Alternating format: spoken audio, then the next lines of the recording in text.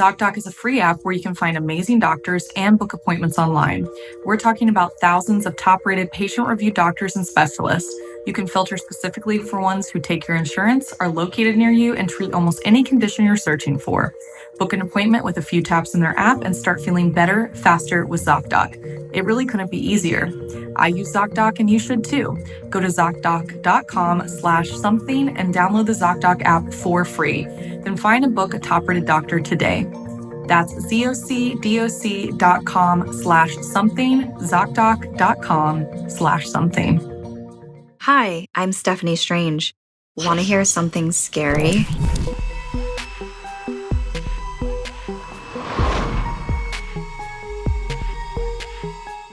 Hey, my sweet strangerlings.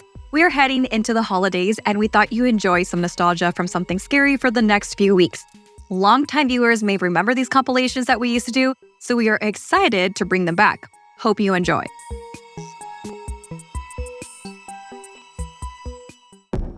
Every year, there's that one popular toy that every kid wants, and every parent is fighting to find. Tickle Me Elmos, Furbies, Hatchimals. This year, it's the best friend.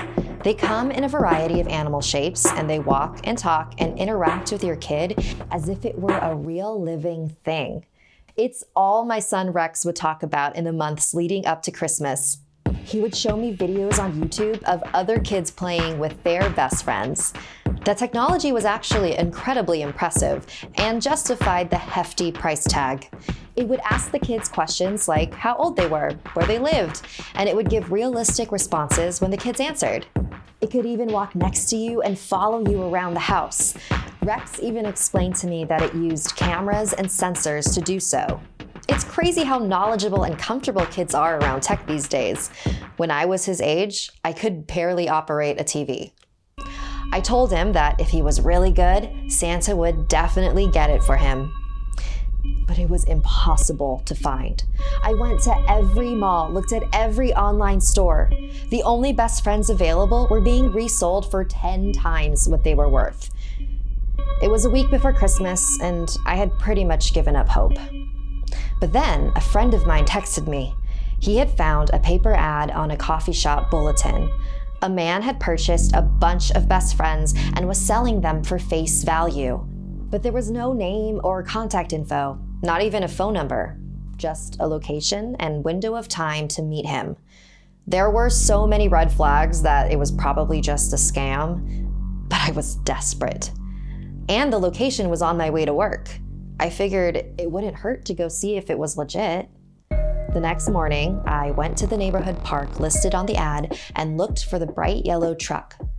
There it was, off in the far corner of the parking lot. As I approached it, I saw that there were anti-government conspiracy theorist bumper stickers all over it. 9/11 was an inside job, don't trust banks, technology will kill us, that sort of thing. I approached the driver's side window and saw a man in his 50s. Hi, I'm here to get a best friend? Sure, I'll need a photo of you first. Okay, why not? He pulled out a Polaroid camera and snapped a photo of me. I figured it was his kooky way of recording his sales. I didn't know, and I didn't care to ask. Must be pretty desperate to get a toy from a stranger in a parking lot. The man said with a chuckle. Yeah, I really need this. Oh, you need this. Well, I'm glad to have helped. You accept Venmo? I asked him, gesturing to the app on my cell phone. He burst out laughing. Only idiots willingly carry a tracking device on them. Cash only. Luckily, I had some on me, and I handed it to him.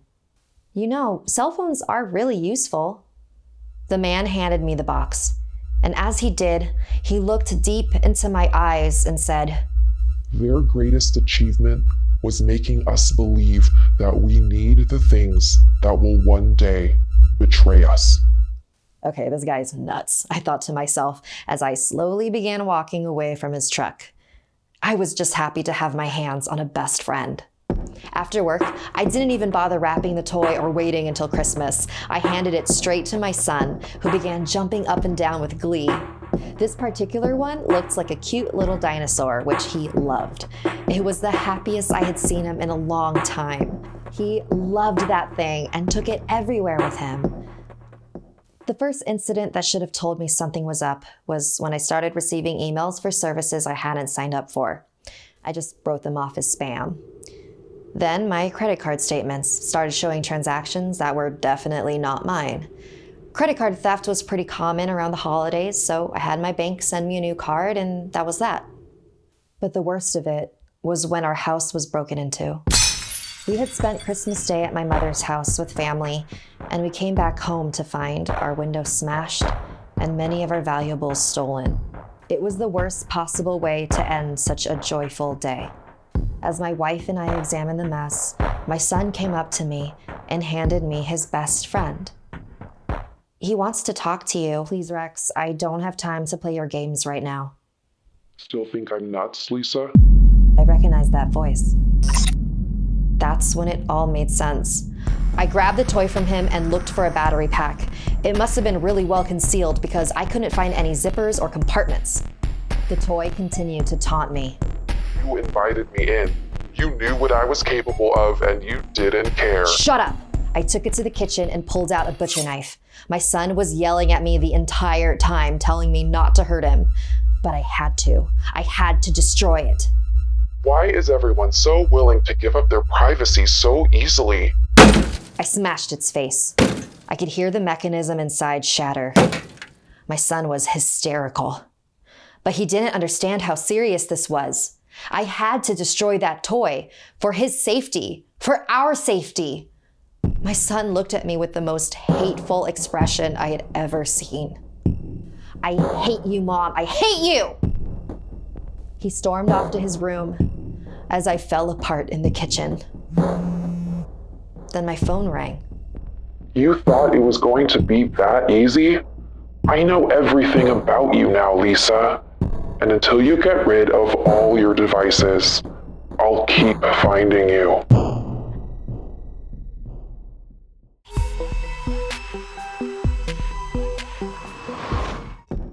Every Christmas, Ani and Catherine would drive up to meet their family at the cabin they shared in the Alaskan woods. Ani loved staying there, but she hated the drive because of her sister. Catherine was the oldest and very bossy, especially on trips. The weather was on the verge of a snowstorm and visibility wasn't great, but Ani was trying to make good time and hoping she could beat the storm. Catherine was doing her best backseat driving, telling her sister to slow down or to even pull over so she could drive. Soon, they were arguing, just like they did on this trip every year. As things got heated, Ani took her eyes off the road to yell at Catherine, who suddenly gasped, "Look out!" Up ahead, standing in the center of the road, staring straight into their headlights, was a white reindeer. Had the light not been reflecting in his eyes, Ani wouldn't have seen it at all. There was barely enough time for her to slam on the brakes and swerve. The sisters screamed as the car spun out of control and smashed hard into a bank of snow along the edge of the road. They looked back and saw that they narrowly missed the majestic reindeer that now turned and looked at them. It jerked erratically as it moved, and its eyes still glowed a bright orange, even in the dark. Everything seemed to quiet as the snow gently fell around them. Neither sister dared take a breath, and then suddenly, the creature snorted and stomped his hooves on the road as it let out a guttural roar, and then lowered his antlers and charged straight for the car. Ani moved towards Catherine as the reindeer crashed into the driver's side, which pushed the car deeper into the snow. The sisters held on tightly to each other as the deer backed up and charged again. There was a loud crack as its massive antlers smashed into the side, causing a spiderweb of cracks along the windows. They braced for another impact, but it never came. Ani and Catherine looked for the reindeer, but it was still snowing hard. It could have been a few feet or a few miles away, and they would not have been able to tell. Catherine calmed down enough to take charge and told Ani to get them out of there. The old resentment started to creep in, but Ani realized that her sister was right and started the car. She shifted it into drive, but the car wouldn't move. The animal had pushed them too deep into the snow. They both reached for their phones at the same time and tried to call their dad. Ani gave her sister a sarcastic smirk when she got through first. He knew where they were located and said they would be there within the hour. No other vehicles passed as they sat there, waiting. After a long, awkward silence, Ani decided she'd try to make peace with her sister. But when she turned to her, there was terror on Catherine's face. She was trying to speak, but nothing was coming out. She pointed behind Ani, who slowly turned and looked through the cracked windows. The reindeer had returned. Only this time, something was very wrong with it. The beast now stood on its hind legs and walked erratically towards them. They watched as the reindeer's face shifted and looked more like a crazed man. The hooves on his front legs gave way to clawed hands as it lurched closer. It dug into their doorframe and began to pull on it. They both huddled together in terrified silence as metal began to creak. It was going to rip that door off, and there was nothing they could do. Ani tried opening her sister's door, but it was stuck against the snow. They were trapped, and her escape attempt seemed to make the creature angrier. Its long white neck flexed as it let loose noises that sounded like female voices. The voices sounded both entreating and mocking as they came forth from this transformed, unearthly creature. Catherine cringed, hugging her sister tight, pulling her to the window furthest from the beast. "Climb out the window and run as soon as it rips off the door, Ani. I'll keep it busy long enough for you to get away," Catherine urged. But Ani wasn't going to let Catherine boss her around this time. "No, we'll fight it together, Catherine. We're in this together." Ani raised her fist, shouting through the window at the skinwalker. "We're not afraid of you." Suddenly, light filled the car as they could see another vehicle quickly approaching. The creature looked as well and snarled. It glanced one more time at the both of them, pinning them with its glowing eyes, and then ran for the woods, transforming back into a reindeer as it disappeared into the night. The girls were relieved as the truck stopped and their parents got out wielding snow shovels. As the sisters pulled back onto the road, they were followed closely behind by their parents. Their dad noted in a text that their back license plate was missing, the one thing that could identify them in their car if someone had the means to find it. The sisters shivered, aware that they could never be certain that it wouldn't one day find them and try to finish what it had started.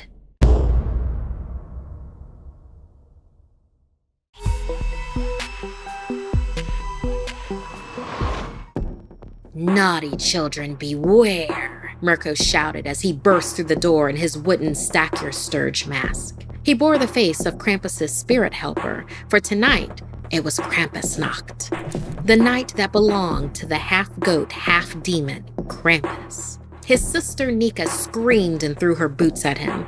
Mirko laughed. He loved scaring his sister. He took off the mask and handed the boots back to her. "Remember to leave them spotless, Nika, and maybe Krampus will only leave a warning to be good." Unlike St. Nicholas, who left gifts for children who were good all year, Krampus was the one to fear, especially if you had been bad.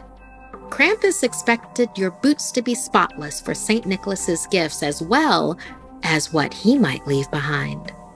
Bad children would receive the twigs, a bundle of birch sticks, alerting their parents of how bad they had been all year. But the worst children, the ones whose behavior still didn't improve by Christmas, would receive something else altogether. They would be forced into servitude to help deliver Krampus's punishments across the land. No longer human, they would be Stack-Your-Sturge, minions of Krampus. Nika rolled her eyes at her brother and assured him that she wasn't going to be on the naughty list. Mirko took his shoes off and wiped them clean. "Didn't you change your grades to make Fs look like Bs? You almost got expelled." Mirko put their clean shoes on the windowsill for Krampus's inspection. Looking out into the distance, he thought he could see shadows moving from house to house. Was that his imagination, or was that Krampus? Nika must have seen the shadows as well, Mirko thought, as she now looked less sure of herself. Her brother promised they'd be safe. Krampus will pass over us. Get some sleep. Mirko went to bed and started to drift off when, suddenly, a loud scraping sound woke him. Then there was a crash. Mirko ran into the hallway and nearly crashed into a bewildered Nika. She shakenly said, "I heard him. I heard his hooves and his breathing." Mirko quieted his sister as they snuck into the living room. It sounded like something was moving on the roof. "Perhaps he is leaving," Mirko responded, and then he froze. His and Nico's boots were knocked off the windowsill and on the floor, along with twigs and a mysterious bell. Krampus had indeed visited them, but it was unclear who had received his punishment of the twigs and who the bell. Uncertainty gripped Mirko as he pondered his behavior that year. He did like to tease his sister, but he never thought it was that bad. He wondered if his scaring Nika earlier had caused the punishment. Perhaps it had been one time too many. The whole house shook, and the sound of something huge thudded down next to the house. Nika grabbed the bell and ran, hiding in the kitchen cupboard. Mirko cowered in fear behind the couch. He knew he should have been a good boy and not so prone to mischief. Now, Krampus had come for him. With a chilling creak, the front door opened. The cold invaded as snow began to drift inside. An ominous shadow filled the entire frame of the doorway. A monstrous creature crouched down, entering their home. Coarse gray-brown fur covered its entire body, save for its demonic face. Long, goat-like horns protruded from the top of its head and scraped against the threshold of the doorway as it entered. It was Krampus, and it was angry. "I have returned for whoever tried to hide my warning." Krampus growled as he grabbed the scattered twigs from the floor. Mirko stood up, and suddenly Krampus was before him. Whimpering, Mirko put his Stack Your Sturge mask on and faced the winter entity. Krampus laughed. It sounded like it was crushing coal within its throat and ripped the mask off his face. "Foolish boy, it's not you that I am after." The creature held Nika's boots with its long, hairy claws. From its belt hung chains that suddenly rattled. 2 chains unhooked and snaked across the floor and into the kitchen. Nika screamed as she was dragged out by her feet. "Can't you see? She'd hoped you to take the fall, and for that final scheme, her fate is now sealed." Krampus bellowed. Mirko's sister had betrayed him. When he almost ran into her in the hallway, he now realized she was coming from the living room. She'd found the twigs in her boot, and rather than face their parents about that year's behavior, she had knocked both of their shoes over so their parents would know who had deserved the twigs. Krampus had known what she had tried to do. Mirko fought back tears as he watched his sister try to bargain with Krampus. "You're wrong, demon. The twigs were in his boot, not mine. You left the bell for me. Don't you recognize it?" She lied. Mirko stared into his sister's eyes and began to cry, betrayed but also afraid for her. Nika then realized what she had done and handed her brother the bell, also bursting into tears. Mirko turned to Krampus. Nika looked so alone. Maybe he could... Krampus snarled and bent down low until he was face to face with the terrified boy. "You have no place in my world, young Mirko, for you are not yet a bad child. If that changes, I will be back for you as well," the demon whispered. And with that, its chains lifted Nika up into the air. Krampus snapped Mirko's wooden Stack Your Sturge mask onto the girl's face. She screamed, trying to pry it off, but slowly her struggling stopped as she was transformed into one of Krampus's spirit helpers. Mirko no longer recognized his sister as she followed Krampus out of the house. As she crossed the doorway, she paused for a moment and looked back at Mirko. She no longer recognized him either. And with that, she bounded into the night after her master, leaving the boy with nothing but a bell and some twigs. Cold turkey may be great on sandwiches, but there's a better way to break a bad habit. Recently, my friend came to me asking if I had any advice on how to help with some of their habits they're trying to break before the new year, and I suggested Fume. And that is our sponsor, and they look at the problem in a different way. Not everything in a bad habit is wrong, so instead of a drastic, uncomfortable change, why not just remove the bad from your habit? Fume is an innovative, award-winning flavored air device that does just that. Instead of vapor, Fume uses flavored air. Instead of electronics, Fume is completely natural. And instead of harmful chemicals, Fume uses delicious flavors. You get it. Instead of being bad for you, Fume is here to help. It's a habit you're free to enjoy and makes replacing your bad habit easy. Your Fume comes with an adjustable airflow dial and is designed with movable parts and magnets for fidgeting, giving your fingers a lot to do, which is helpful for de-stressing and anxiety while breaking your habit. I recently tried it and I really enjoyed the taste and the actual habit of putting it in my mouth. And I really like the look of it too. It's very sleek. You gotta try the new Solano Fume, and it's made with a premium walnut barrel and an onyx coated mouthpiece that has a slightly softer finish. Start the holidays off right with the good habit by going to tryfume.com/scary and getting the journey pack today. Fume is giving listeners of this show 10% off when they use the code SCARY to help make starting the good habit that much easier. Thanks so much for listening. Like and share if this video gave you the chills. And don't forget to subscribe and turn on the bell for notifications. See you next time.